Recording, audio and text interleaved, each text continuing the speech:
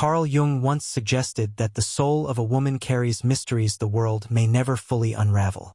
Mysteries that cannot be captured in books, spoken openly, or easily recognized with the naked eye. Yet when a woman awakens to her highest spiritual power, these mysteries leave marks that cannot be hidden. They are invisible to sight, but undeniable to the soul. These marks have nothing to do with beauty, wealth, or charm. They are not accomplishments you can write on a resume or trophies that can be displayed. They are forces, subtle but unshakable, that shape her aura, alter the way she moves through life, and shift the energy of a room the moment she steps inside. And here lies the paradox.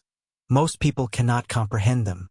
Some are irresistibly drawn in, as if pulled by a magnetic flame, while others recoil, unsettled, even afraid.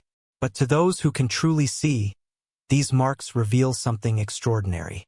Today, we will uncover 5 unseen marks of women with high spiritual power, guided by the psychology of Carl Jung.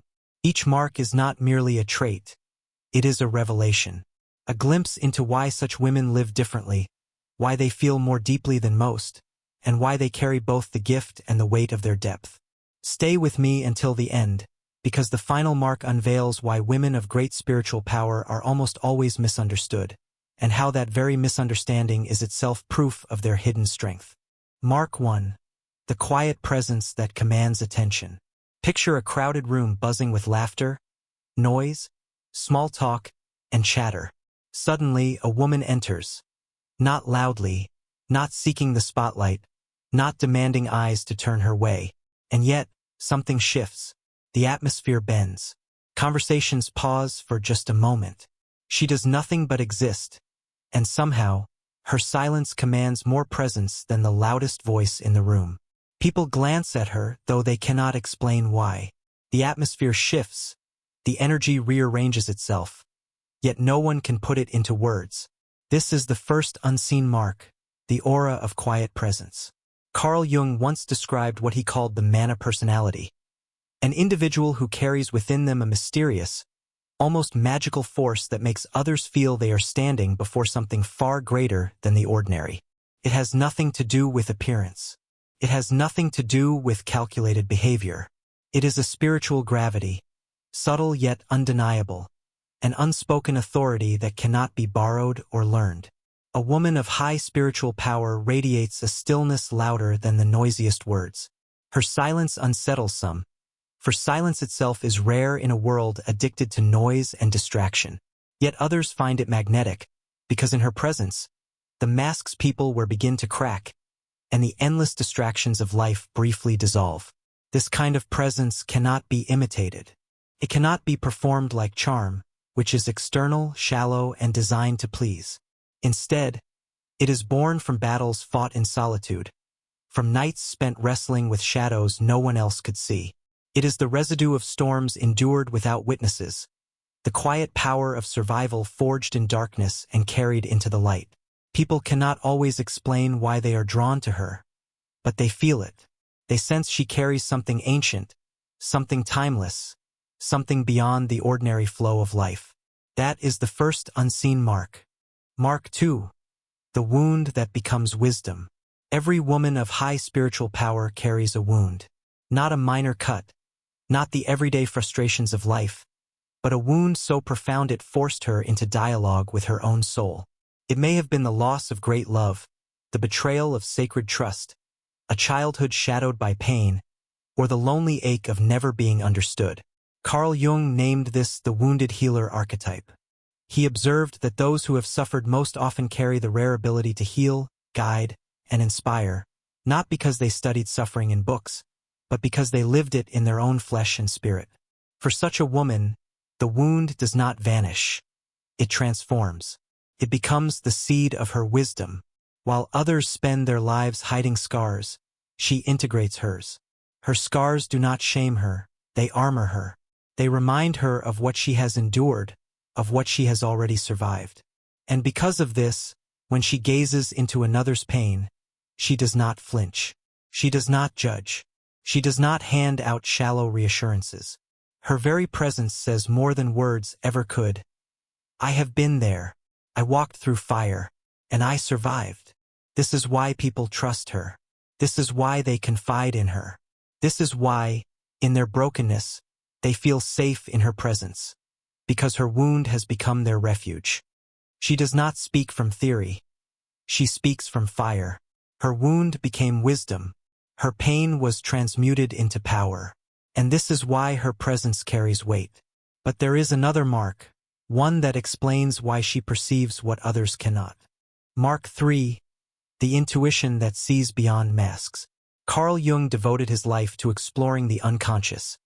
The vast, hidden ocean beneath the surface of human behavior where desires, fears, and unspoken truths reside. A spiritually powerful woman is often deeply attuned to this realm. Her intuition is not a vague feeling.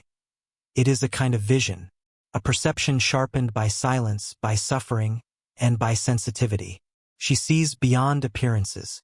She notices the trembling hand that hides behind a confident smile. She catches the fleeting flicker in the eyes that betrays a lie.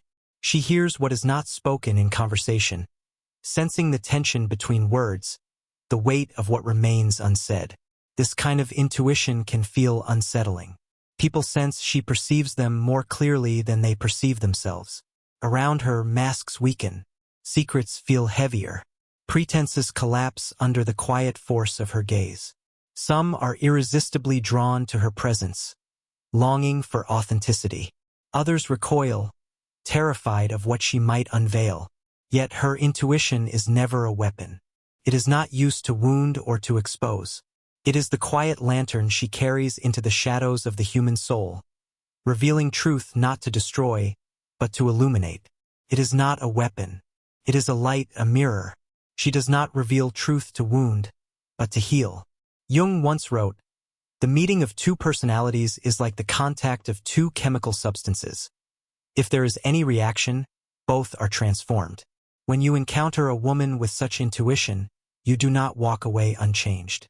Whether you welcome it or resist it, something within you is altered. But this gift of vision comes with a cost, the need for solitude. Mark 4. The relationship with solitude. We live in an age where solitude feels like punishment. People flee from silence. They bury themselves in distractions, in screens, in endless noise. But a woman of high spiritual power lives differently. She does not see solitude as emptiness. She experiences it as fullness. Carl Jung regarded solitude not as isolation, but as a sacred chamber where the unconscious whispers its hidden truths. He believed that without solitude, the soul could never be heard.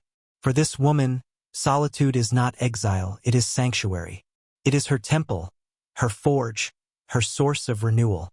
In solitude, she listens. In solitude, she heals. In solitude, she gathers her strength. Picture her sitting alone in a cafe, not desperately scrolling through her phone to numb discomfort, but gazing thoughtfully into the distance, completely at ease in her own company. That stillness is not loneliness. It is the mark of someone who has befriended herself. Yet this relationship with solitude often leaves her misunderstood. To outsiders, she may seem distant, lonely, even unapproachable. But those assumptions are projections of their own fear of silence. They cannot grasp that her solitude is not a prison. It is a source of power. And yet, to embrace solitude fully also means she has embraced what most people spend their lives avoiding, the confrontation with darkness. Mark 5. The courage to face darkness. Carl Jung once wrote, "One does not become enlightened by imagining figures of light, but by making the darkness conscious." A spiritually powerful woman has walked through her own shadows. She has faced the inner demons most people deny, repress, or bury in silence. She has confronted fear, rage, despair, and chaos within herself. This confrontation is not glamorous, it is terrifying. To look directly into one's own darkness and refuse to run is the rarest form of courage. Yet she has done it not once, but again and again. And because of this, she does not fear the darkness in others. When others are drowning in shame, she remains steady. When grief consumes those around her, she does not collapse. She can sit with pain without needing to escape it. Her strength is not born of denial but of integration. She does not pretend to be untouchable, innocent, or pure. She knows that true wholeness requires shadow. For light without shadow is an illusion, and real power is the ability to carry both. This is why her resilience seems almost supernatural. Storms that would break others become her teachers. Chaos does not destroy her, it refines her. But here lies the final mark, the most painful of them all. So what do these unseen marks reveal? They reveal that true power is never loud, boastful, or obvious. It is quiet presence. It is wisdom carved from wounds. It is intuition sharpened by silence. It is the love of solitude, the courage to face darkness, and the willingness to be misunderstood. If you recognize these marks within yourself, understand this: they are not accidents. They are initiations, signs that you were never chosen for an easy path but for a deeper one. And if you recognize them in another woman, honor her. For women of high spiritual power are rare. They are both fragile and unbreakable, both gentle and fierce, both human and somehow more than human. Carl Jung once wrote, "The privilege of a lifetime is to become who you truly are." For women who carry these unseen marks, becoming who they truly are is not a choice. It is destiny. So the question is not whether you carry these marks. The question is, will you accept them? Will you live them fully, even when misunderstood? Even when alone? Even when the weight feels unbearable? Because if you do, you will discover what Jung always hinted at, that the greatest power of the soul is not to escape suffering, but to transform it into light.